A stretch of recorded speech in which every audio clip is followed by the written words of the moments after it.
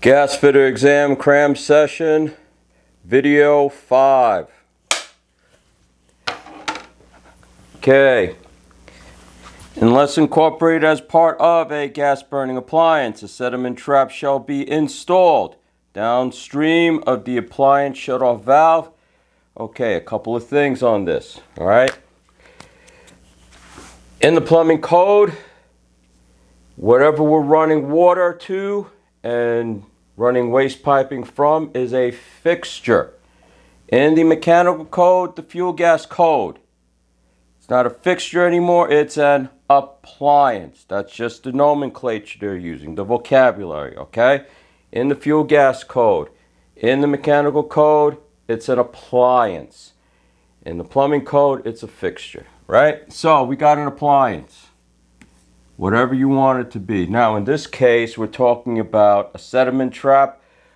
Most likely, it's going to be a rooftop unit. So here we are on the roof. Here's the gas going in, sediment trap, right?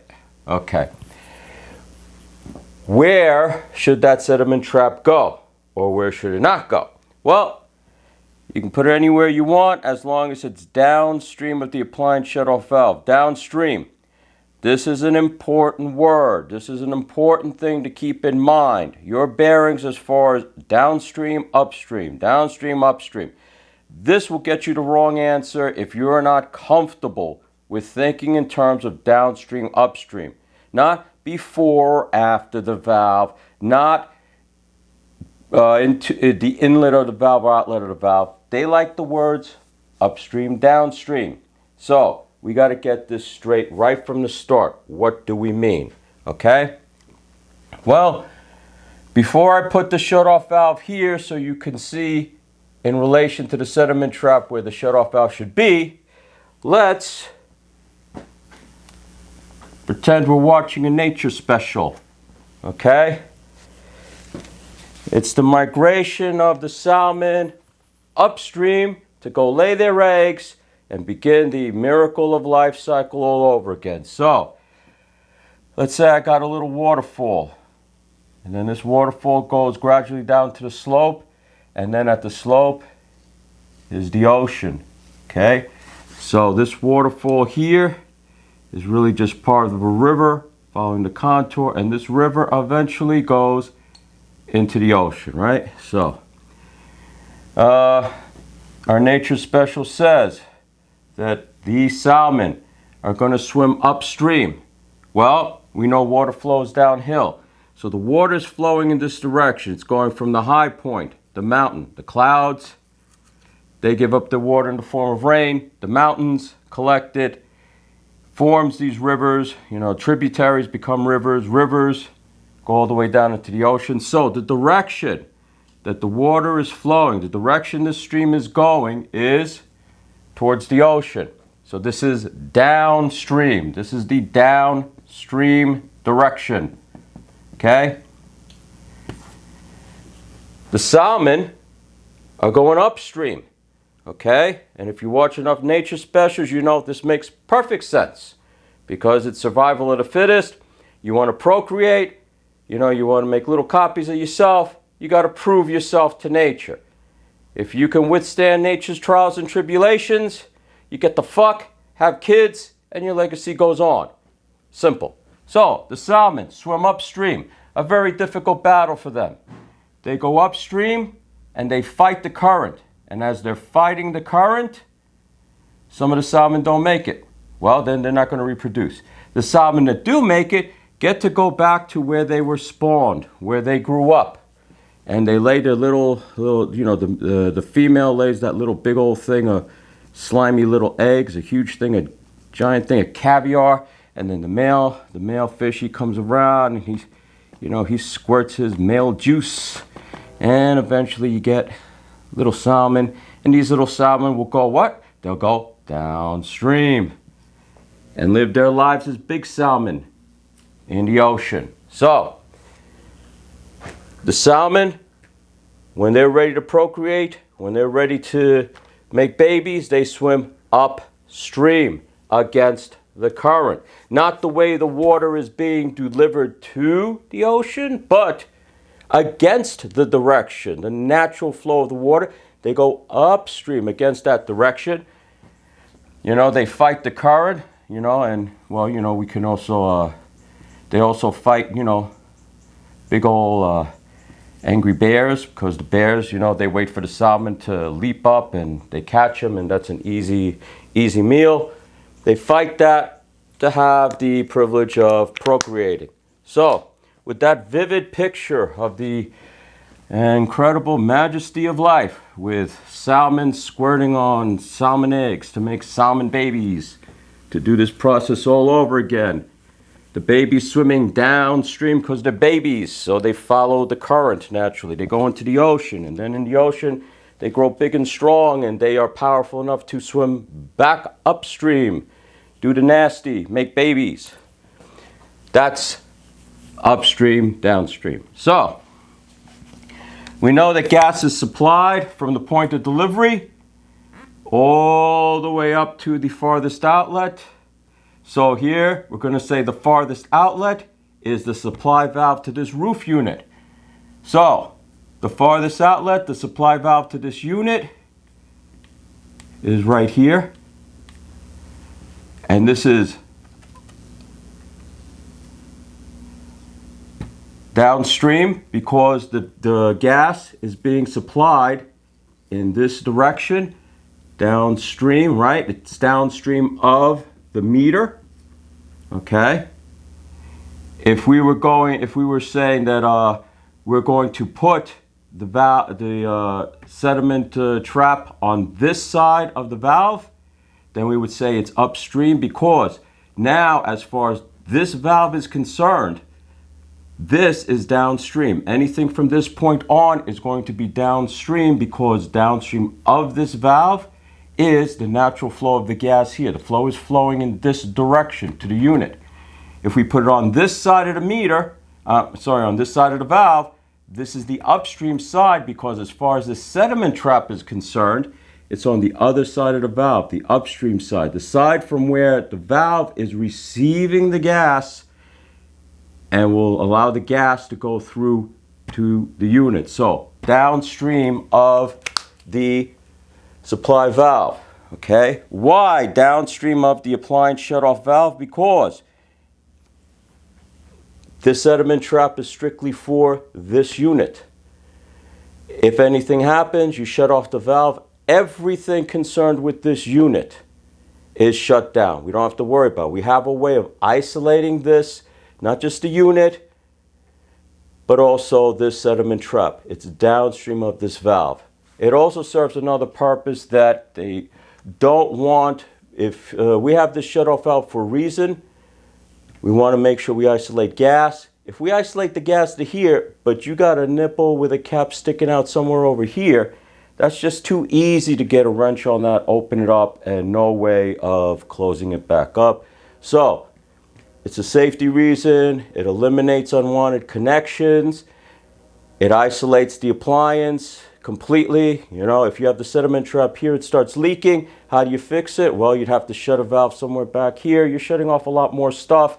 You don't want to do that. This appliance and everything pertaining to it is completely isolated. So downstream of the appliance shutoff valve, downstream, the direction that the flow is going to determine upstream, downstream in reference to whatever you're talking about, shutoff valve. So sediment trap is downstream, okay, because the supply valve, the shutoff valve, is in the stream, and this is coming after. If we had it before, this would be considered upstream of the shutoff.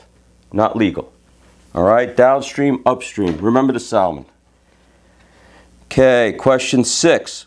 Sediment traps are not required for ranges, stoves. Okay, imagine if you had to put a sediment trap in addition to everything else you have to do for a stove hookup. That starts to get a lot. So, your stove tops, your ranges do not require sediment traps. And this is something, you know, if you've hooked up enough stoves, I'm sure you could think to yourself, well, I never remember having to put one in when I connected a hose with my flexi connector. So This one you should have no problem remembering, because when have you ever done that? Question 7. The installation of gas shutoff valves shall be prohibited. Well, a gas shutoff valve is a very good thing. We like them, especially when, if you notice there's a vein of like, gas is dangerous. All of this is to try to prevent stuff from happening. So it's not that we would never want a gas shutoff valve. It's just that if you put it in a concealed location, what's a concealed location? Technically, according to definitions, a concealed location is any location, not only that you just can't readily see it, but now you got to get a sawzall, a hammer, or this or that. So you got to start removing parts of the building to get to that valve. Then that's a pretty useless valve, because a valve is supposed to help you, but if you got it locked away somewhere, it's a useless valve. So the installation of gas shutoff valves shall be prohibited in concealed locations. Okay, what's an accessible location? An accessible location is one you don't need a hammer or a sawzall to get into. Okay, so no concealed locations for shutoff valves. Question 8. Where a single meter is used to supply gas to more than one building, a shutoff valve shall be provided outdoors at every building. Okay?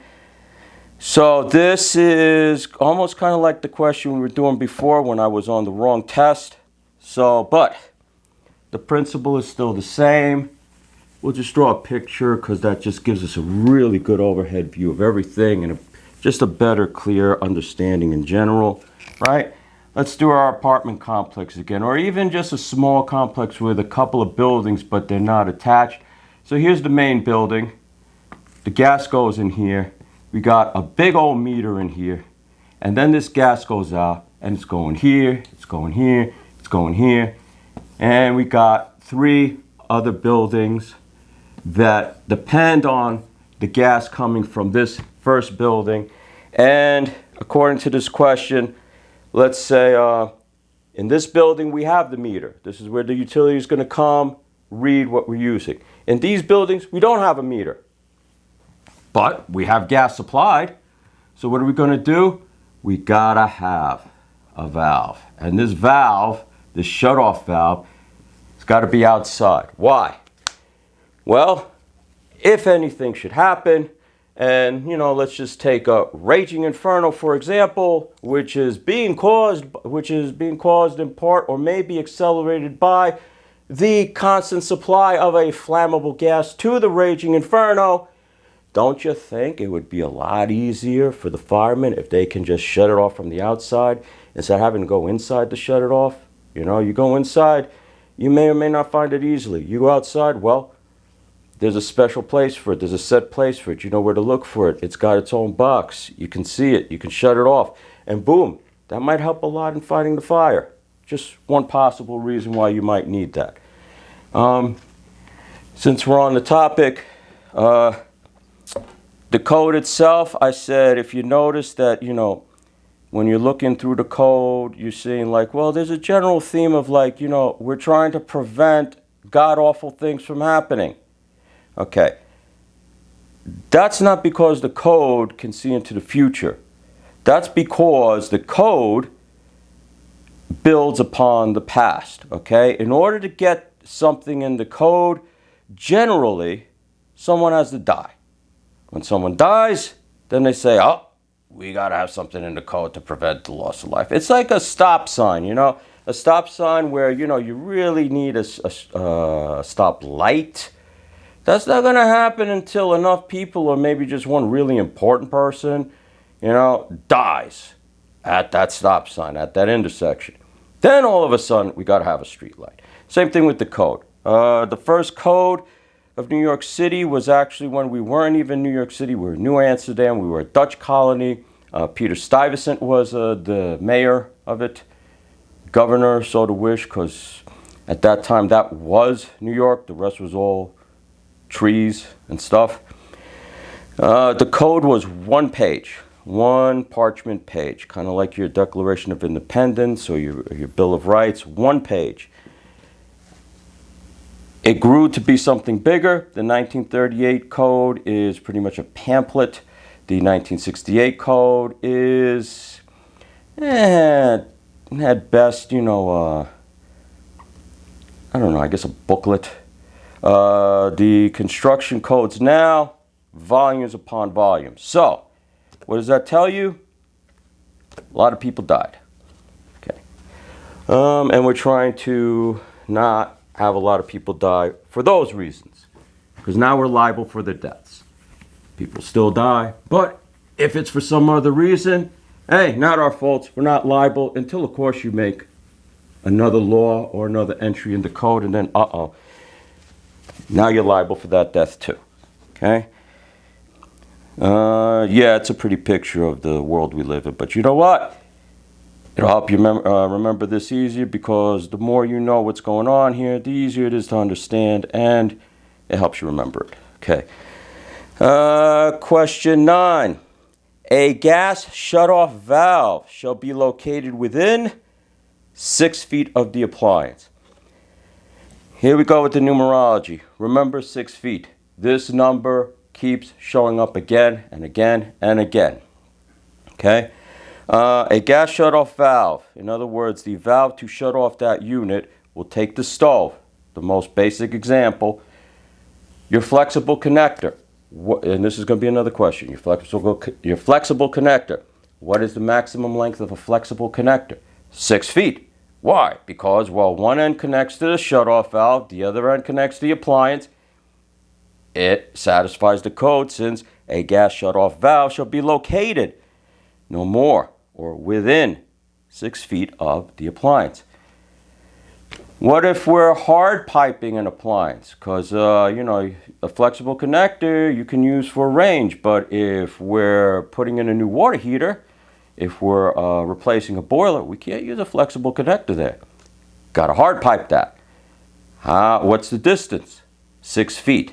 And not that I've seen this on the exam, but it's also a possible tricky little question. You need to realize it's 6 feet measured along the center line of the pipe. Okay? I can imagine my little valve, right? My little shutoff valve, and I can imagine my range, and I can imagine 6 feet max, which is absolutely correct. Here we go. 6 feet max. And for a flexible connector, that's easy. You got it. You bought it. It's 6 feet long. You can't go wrong with that. But if we're going to pipe a water heater rigidly, which we must, you must have a rigid connection for a water heater.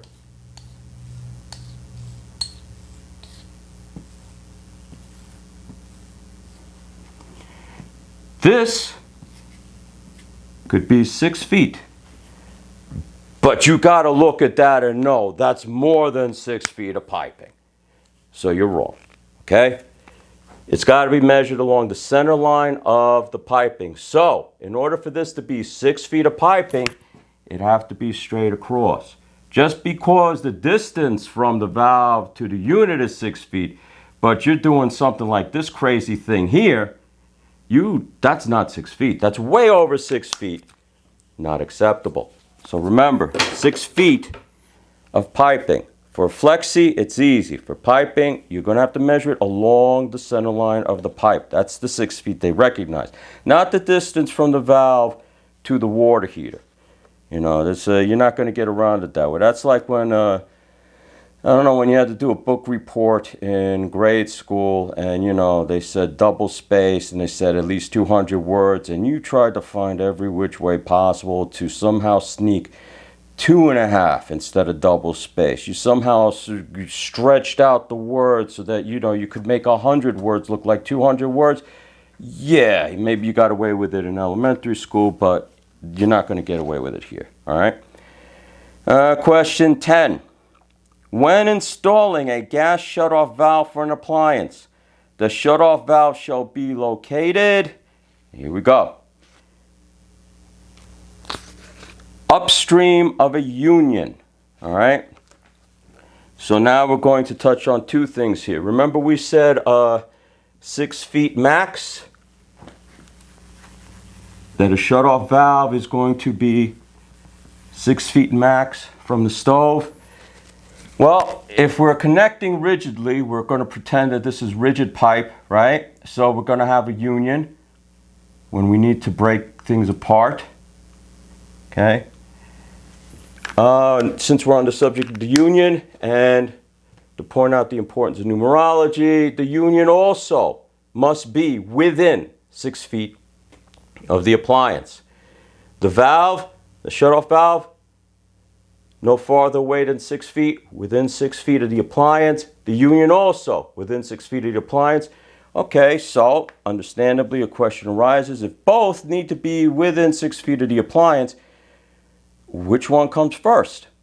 Well, once again, based on when we were dealing with the sediment trap for the rooftop unit, anything that has to do with the appliance must come after the shutoff valve. The shutoff valve shuts off not just the supply of gas to the appliance, but completely isolates everything that has to do with the appliance.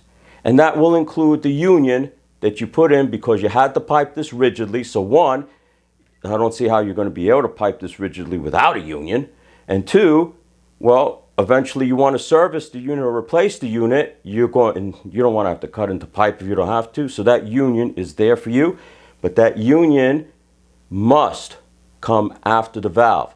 And if it comes after the valve and the flow is coming this way, we'll pretend this is a riser. The flow is coming this way and going out that way, then we know that anything after the valve in the direction of flow is going to be downstream. Union is downstream of the valve. So where's the valve? Well, the valve is upstream of the union, right? Here's the union, flow is this way. Where's the valve? Well, if the valve came after the union, it would be downstream, but we know we can't do that. It's upstream of the union, upstream of the union. The union is downstream of the valve. You do that enough, it'll become second nature. You don't have to constantly double check, oh, is it upstream or is it downstream?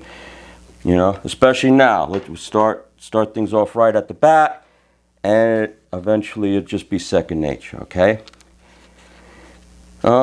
Because, you know, I don't see why the union couldn't just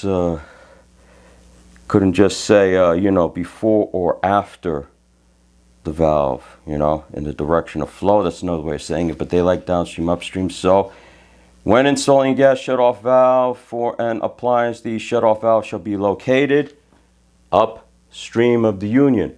When installing a union to an appliance, the union shall be downstream of the valve. It's almost the same question, and you could possibly get 2 questions on the test, and all they say is like, well, where's the union? The union is downstream of the valve. Where's the valve? The valve is upstream of the union. All wording, because like I said, there's only so many questions you can make. They're going to have to start making, just rephrasing questions, and upstream, downstream is a good way to throw you off. If you're not comfortable with your bearings, real easy to get thrown off even when you know the right answer. It's just that the question is making you think you don't. Okay, so you do it enough times, you'll be very comfortable with upstream, downstream. Think of the salmon. Okay, question 11. Every gas meter shall be equipped with a shutoff valve located on the supply side of the meter. Are we surprised by this? No. No. Obviously, we need a way to shut stuff off in any possible situation, from the smallest leak in an apartment to the biggest leak in a basement to the gigantic leak in a compound, a complex. Once again, here's a cellar, grade, service, coming into the meter set. We have the outlet, which also determines our point of delivery. So here's our meter. So we're going to need a shutoff valve. I mean, there are many reasons for it. One, if the meter designates a major point where we're going to start distributing gas, Two, the meter itself needs to, it needs maintenance. It needs to be changed. This valve is both for safety and convenience. So every gas meter will be set up with a shutoff valve. Okay. Before, on the supply side, this meter is being supplied with gas. The supply is coming from here. This meter is delivering gas. So the gas is coming out. Point of delivery, outlet of meter, sends the gas out. The meter itself gets the gas. So the supply to the meter, valve on the supply before to the meter. Okay? All right. 12. Space heaters and water heaters. Okay? Notice we really only get to use a flexi on a stove. Okay? Space heaters and water heaters within dwelling units shall be connected to the gas supply using rigid pipe and fittings. Okay? You know, this question you could easily just say space heaters and water heaters are just going to be connected with rigid pipe and fittings, period. But, you know, if you got to connect them rigidly, to start with, obviously, if you're going to put them in a dwelling unit, yeah, we're going to use rigid pipe and fittings. Okay. Question 13. Well, I don't mean to get off the topic, but you know, considering safety and considering space heaters, and we have to use rigid piping, and really the only material we can use for piping is a black iron pipe, black steel. You know, you gotta wonder about the fucking space heaters for the fucking outdoor things that, you know, if you're gonna go eat, you can't eat inside because, you know, you gotta eat outside now. So instead of sitting inside where, according to mechanical code, you are always going to have a complete change of air every 2 hours. That's code. Any ventilation, any HVAC unit has got to provide a complete change of air every 2 hours. You can go sit outside in something that was slapped together that's pretty airtight, you know, and I don't know, someone takes an hour to eat their dinner and then they walk out, and then you go in and you can suck up that air for another hour, and then you walk out and then a third party comes in. Well, I don't think the air has changed, has it? I don't see how you're changing the air every 2 hours for that thing. But, you know, you're wearing a mask, so I guess you're safe. Everything's good. You got a mask on. That, you know, I mean, Superman and Kryptonite. It's so simple. He should just wear a mask. The kryptonite won't hurt him anymore, right? You know, and plus, you know, I think you got bigger things to worry about because the things slapped together. I don't see a work permit. I don't see any inspection certificates. I just see like a bunch of wood and some plastic and candles on the table. Okay. But you know what? Maybe they know what they're doing. I'm not the brightest guy in the world, so I could be missing something.